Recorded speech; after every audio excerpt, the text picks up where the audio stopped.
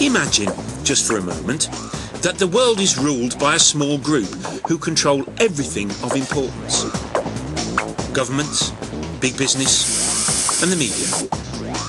It sounds somewhat unlikely, but now imagine that this all-powerful group comes from another planet, and our rulers are in league with them. Now, that sounds really, really unlikely, and yet plenty of apparently sane people are convinced that it's true. They own you. They own your emotions, and you basically belong to them. I think they would kill people, and that's on the record too.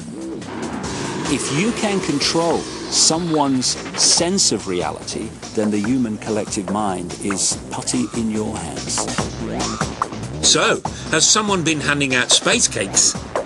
Or is this the biggest alien conspiracy of all?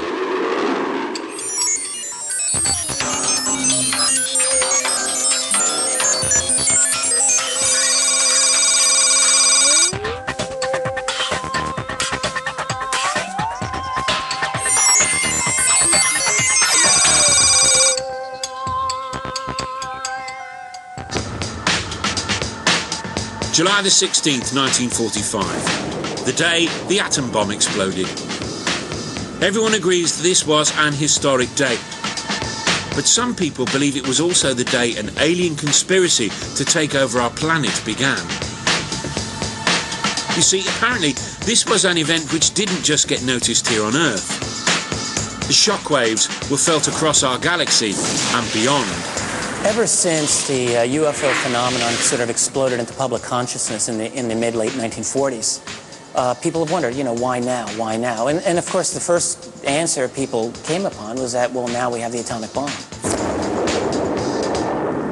When we set off the first atomic bomb, there was such energy released that probably created ripples throughout our solar system, perhaps throughout the galaxy. And other advanced races out there kind of did a double take and went, oh my God, the kids have found the matches. It's true that it wasn't long after the nuclear blasts in the late 1940s that the first witness reports of UFOs began. I think it was from outer space, but friendly. According to the theory, these UFOs were alien craft who had arrived as an advanced guard. They were soon making contact with our rulers and negotiating terms. And if the theory is to be believed, an international conspiracy then began to hide any evidence of this contact. It's a cover-up which is still in full swing, or so some believe. Meet Peter Gersten, an all-American criminal lawyer. When he's not suing people and doing all the other things lawyers do, he's taking on the US government. And that's because ever since he was a boy, Gersten's been fascinated by UFOs. Some people would just go out and buy a toy ray gun, but not Gersten.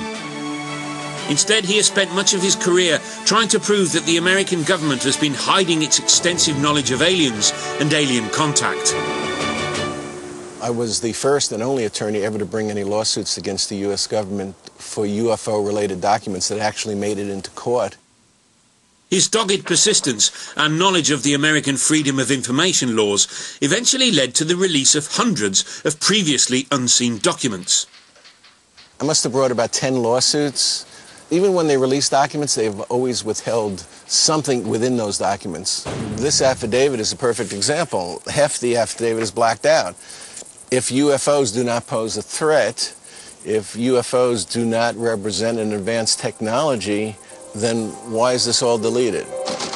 Why indeed? He says these documents reveal the American government's obsession with the UFO phenomenon, which began during the 1940s and 50s. They reveal the existence of government committees which were initially set up to investigate UFOs. But all along, the existence of these organisations was denied, until finally they were all closed down, one by one. Despite the fact that governments kept telling the public there was no such thing as aliens, the aliens themselves didn't seem to be getting the message. because according to Gersten, they just kept flying their spaceships through our skies. One case, which has been cited by many as proof of a vast conspiracy, conveniently happened in Gersten's backyard in Phoenix, Arizona. Unidentified flying objects over the valley. A triangular-shaped object. What was in the sky last night? The Phoenix lights lasted anywhere from an hour and a half to 2 hours, and there's never been a major investigation to determine what that was. What is it? I don't know. About 10:30 at night, there were about 7 lights that had a distinct formation that just stayed over Phoenix in a triangular pattern and then left. And it's amazing to me that something can appear so brazenly over a major metropolitan area and not be fully investigated.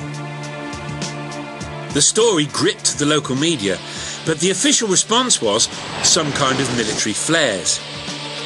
They had a number of leftover flares on the aircraft, and each aircraft had to get rid of them because the rules prohibit the aircraft from landing with flares on board.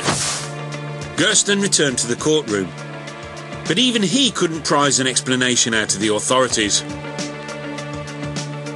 The Freedom of Information Act is totally impotent. All they have to do is a reasonable search. And they say they did a reasonable search, we couldn't find anything, and the court goes along with that. So, is Gersten onto something, or does he just need to get out more? To really get to the bottom of what the government might be hiding, we need an insider. One who's seen some alien evidence with their own eyes. If you're involved in something like this, who do you talk to? You can't tell your family. You can't tell your closest friend.